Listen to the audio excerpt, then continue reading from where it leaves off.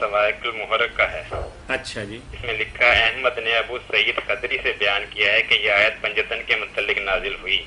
جی جی، یعنی حضرت نبی کریم، حضرت علی، حضرت فاطمہ، حضرت حسن، حضرت حسین کے متعلق، اور ابن جریر نے اسے مرفوعاً ان الفاظ میں بیان کیا ہے کہ یہ آیت پنجتن پاک کے متعلق نازل ہوئی۔ طبرانی نے بھی ایسا ہی بیان کیا اور مسلم نے بھی ایسا ہی کہا ہے۔ ذرا وضاحت کریں۔ ہاں، بہت اچھی بات، اچھا کیا آپ نے، یہ سوائق المحرق کا آپ نے اٹھا لی، یہ ساری میری کھنگالی ہوئی ہیں، مسند احمد بھی میرے پاس ہے، دیکھیے ایک تو آپ نے خدری کا یہ غلطی ہوئی آپ سے، یہ ہے حضرت ابو سعید خدری، پیش ہے اس پر، اور جو طبرانی کا، طبرانی بھی کوئی لفظ نہیں، تاریخ طبری بھی لوگ کہہ دیتے ہیں، تفسیر طبری، بڑے بڑے پروفیسر دیکھیں غلط کہتے ہیں، تبری، توئے پر زبر، بے پر زبر، تبری پڑھنا چاہیے، اور یہ بھی تبرانی، صحیح لفظ تو یہ۔ باقی یہ روایتیں جو ہے نا میرے بھائی سب کھنگالی ہوئی ہیں، آپ اگر کسی وقت تشریف لائے ہیں، یہ جو ہے نا پروگرام یہ بحث و جدال کا نہیں کہ ہم بحثیں کریں، وہاں آپ کو دکھا دیں گے کہ یہ اس کے بیان کرنے والے ہیں، یہ ناقابل اعتماد ہیں، ابن جریر لکھے، مسند احمد لکھے، ترمذی لکھے، کسی سے یہ لکھنے سے ہی نہیں صحیح ہو جاتی، وہ اپنا ذمہ بری کر کے ساتھ ہی بھائی لکھتے ہیں کہ میں نے فلاں سے سنا، اس نے فلاں سے سنا، 5-7 آدمیوں کے نام ہے حضرت ابو سعید خدری تک، وہ دیکھ رہے ہیں کہ ہیں سچے معتبر ہیں، کتابیں بنی ہیں، کھنگالے گئے ہیں، پھر آپ کی تسلی ہو جائے گی کہ یہ ناقابل اعتماد راوی ہے۔ باقی اہل بیت کے بارے میں وضاحت کر دوں، اہل بیت 3 قسم کے ہیں، وہ سارے ہمارے لیے قابل احترام ہیں۔ ایک اہل بیت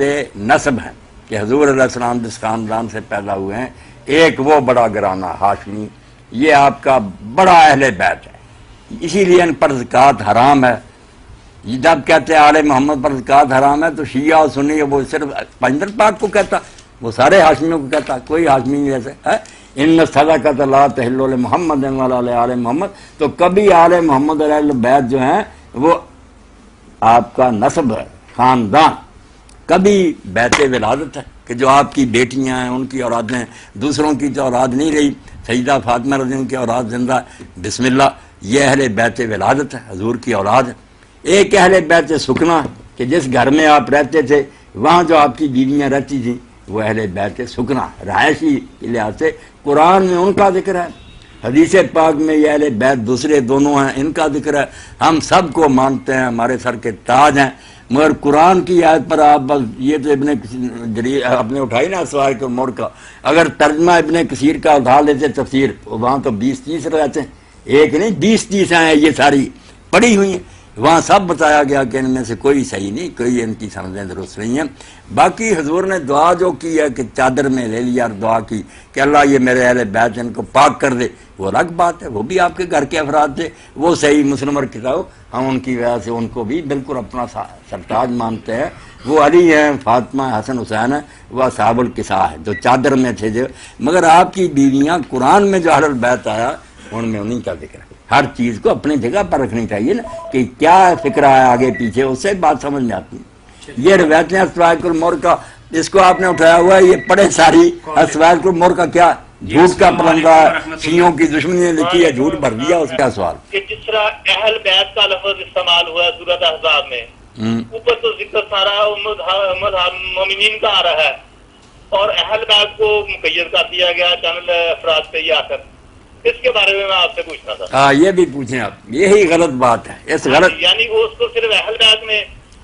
5 ہی افراد کا ڈال دیے، مگر ذکر سارا مومنین کا۔ اب روکے نا، جب سوال کر دیا تو میں اس کی جڑ تک پہنچ جاتا ہوں کہ سوال کیا، میری عمر گزری ہے، ہر شے کو میں سمجھتا ہوں۔ میں ذرا اسکرین پہ سننا، فون کو بند کر دیتا ہوں۔ نہیں بالکل، یہ جو ہے نا اس کو کہتے ہیں ایک غلط بات پر دوسری غلط بات کی بنیاد رکھنا، وہاں بھی اہل البیت سے صرف حضور کی بیویاں مراد ہیں، قرآن کے ساتھ مذاق نہیں کرنا چاہیے۔ یا نثار نبی شروع ہوا ہے، 2 رکوع چلے آ رہا ہے، آگے بھی بات ان کی جا رہی ہے کہ بیویوں اپنے گھروں میں ٹھہری رہو، وہاں حضرت علی، فاطمہ، حسن حسین کا کیوں ذکر آ جانا تھا؟ بے ڈنگی بات نہیں کرنی چاہیے۔ یہ اہل البیت میں ہے تو وہ دوسری حدیثیں اللہ کے رسول علیہ السلام نے فرمایا، یہ جو کہتے ہیں نا کہ آپ نے چادر میں لیا تھا اور حضرت ام سلمہ داخل ہونے لگی تو آپ نے آنے نہیں دیا، یہ نہیں کوئی صحیح مضمون۔ اللہ کے رسول علیہ السلام نے ان کو چادر میں لیا، وہ قصہ الگ ہے، ان کے لیے بھی دعا کی کہ اللہ ان کو پاک کر دے، ہم ان کو بھی پاک مانتے۔ آیت جو ہے نا اس کا تعلق میرے بھائی آپ آگے پیچھے سے پڑھے، خود مان رہا ہے کہ ازواج مطہرات کا ذکر ہے، وہاں ان کا قصہ ہم بیان کرنا شروع کر دیں کہ یہ آیت حضرت علی فاطمہ کی طرف چلے گی، لوگ کہیں گے یہ تو پاگل کا کلام ہوا کہ بات کوئی چل رہی چل کسی کی طرف کو چلا گیا، اور نہ وہاں کوئی اشارہ ہی ہے کہ کہہ دیا گیا ہو کہ اب بیویوں کی بات سٹاپ کر رہی، نہ ظلم نہ قرآن کے ساتھ کرے۔ وہاں اہل البیت جو ہیں وہ حضور کی بیویاں، اور یہ بھی بات آپ بھی سن لیں دوسرے سنی شیعہ کہ یہ آیت کوئی تعریف کے لیے نہیں آئی، یہ بالکل مقام مدح میں نہیں ہے کہ اہل بیت کی کوئی شان بیان گے، بلکہ بودھ ہے۔ اللہ نے ان کی ذمہ داری بیان کی ہے، جب پردے کے حکم پیچھے بیان ہوئے، گھروں میں بند رہو،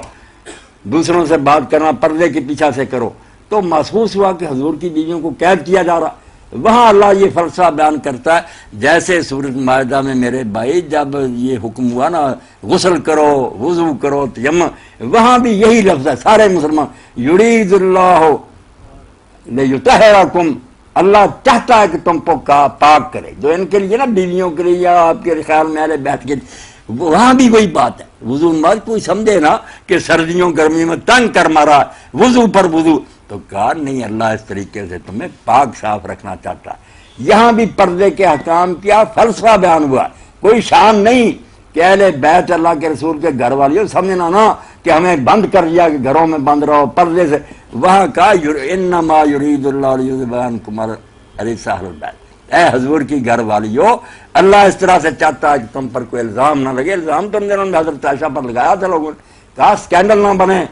اس لیے یہ کوئی شان نہیں، کوئی مدح نہیں۔ سنی بھی کھیلتے پھرتے بیویوں کی شان، وہ شان نہیں، حکم جو بیان ہوا تھا اس کا فلسفہ بیان ہوا کہ یہ پردے کے حکم جو ہے نا، ان کی غرض یہ ہے کہ کوئی الزام نہ لگے، کوئی قصہ کہانی نہ جھوٹی پیدا ہے، اللہ تمہیں پاک صاف رکھنا چاہتا ہے۔ جیسے وضو کا ایت اسی طرح کی ہے، وہاں بھی ہے کہ اللہ یہ ارادہ کرتا ہے کہ مسلمانوں تمہیں پاک رکھے۔ ہم سب کو کوئی معصوم بنا دیا، کوئی پاک بنا دیا؟ نہ بنانے کی بات ہے، وہ بنیں گی بیویاں پاک، ٹھیک ہے، اگر پردے کے کام کی پابندی نہ کریں، ساتھ ہی آتا ہے کہ تم میں سے جس نے نافرمانی کی اس کو میں دگنا عذاب دوں گا، اور جو تم میں سے نیکی کریں گے ان کو دور۔ یہ تو ذمہ داری بیان ہو رہی ہے کہ ان حکموں کی پابندی کرو گی، پاک صاف رہو گی، انعام ملے گا، ورنہ من یات منکن بفاحشۃ، اگر پاک ہی کر دینا تھا، نہیں، پاک کر نہیں دینا، اللہ چاہتا ہے کہ تم پاک صاف رہو،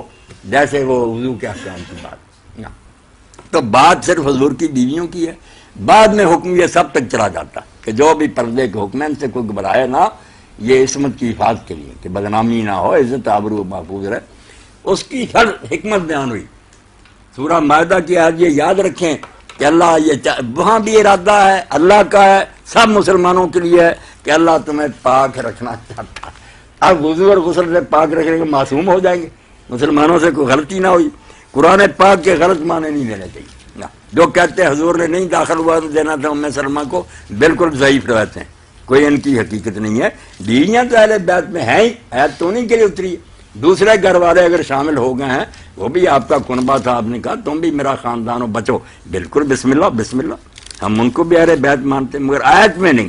آیت میں بالکل حضور کی بیویوں کا تذکرہ۔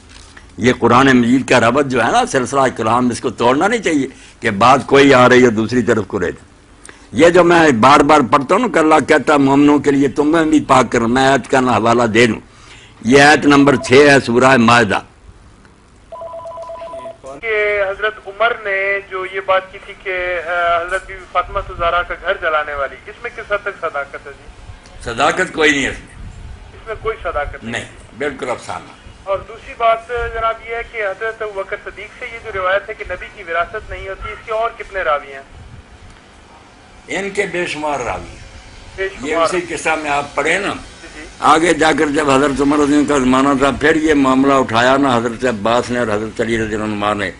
تو انہوں نے پھر پوری مجلس تھی، سعد بن ابی وقاص، طلحہ، زبیر، سب بیٹھے تھے، حضرت عمر رضی نے ان دونوں کو بھی قسم دی، ان کو بھی قسم دی کہ تم جانتے نہیں ہو کہ اللہ کے رسول نے کہا تھا کہ ہمارا کوئی وارث نہیں جو ہم چھوڑیں صدقہ۔ تو علی اور عباس رضی اللہ عنہ نے بھی اعتراف کیا کہ بالکل فرمایا، ان سب نے بھی گواہی دی کہ رسول اللہ نے فرمایا تھا۔ یہ حدیث جو ہے اس میں بالکل سب کا ذکر آتا ہے کہ یہ سارے بیٹھے تھے، پہلے ہی حضرت عمر کے پاس آئے، دونوں بعد میں گئے تو معاملہ اپنا پیش کیا، تو انہوں نے کہا تم دونوں نہیں جانتے، اور یہ بھی سارے نہیں جانتے، تو سارے لوگ جانتے تھے۔ اس بارے میں میرے جو خطبات ہیں نا، وہ اگر آپ کو ملے تو حاصل کریں، معاملہ اور تھا، نہ وراثت کی بات ہے، نہ سنی سمجھے نہ شیعہ سمجھے، یہ جھگڑا ہی اور بنا لیا، وہ قصہ ہے اور حضرت فاطمہ بھی سچی تھیں، ابو بکر بھی سچے.